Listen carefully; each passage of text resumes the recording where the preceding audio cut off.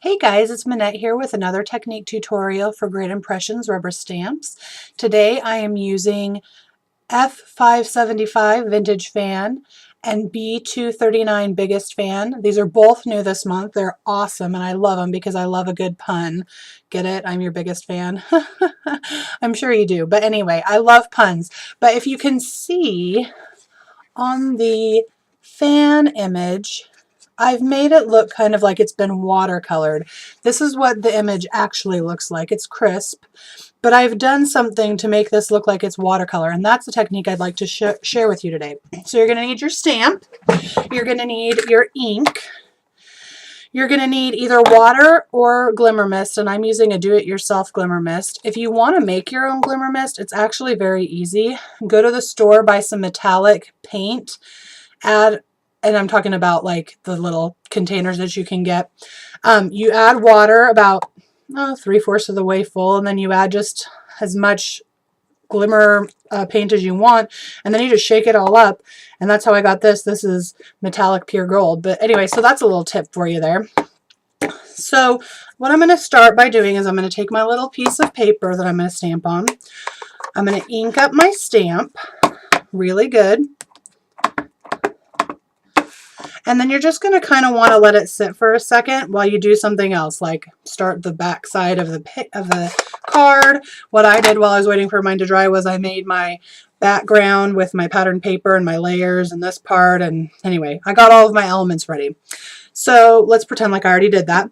Then you're going to take your spray, whether it's the water or the glimmer mist. I'm going to move that out of the way. And you're just going to spritz a couple of times onto your stamp. And you're going to let that sit for just a second. I'm not sure if you can see or not, but it starts to kind of get watery. Let me see if I can show you better. I don't know if you can see that or not. It starts to kind of get watery. You're going to take your piece of paper, turn this over, and stamp your image. And it's going to run a little bit. It's going to be just kind of watercolory, if you can see. Then what I also did was I took a paintbrush and my same ink, and I loaded up my brush with some of the ink. I opened up my glimmer mist and I just kind of dipped my paintbrush in it. And then I did flecks on my image panel to give it more of a watercolor feel.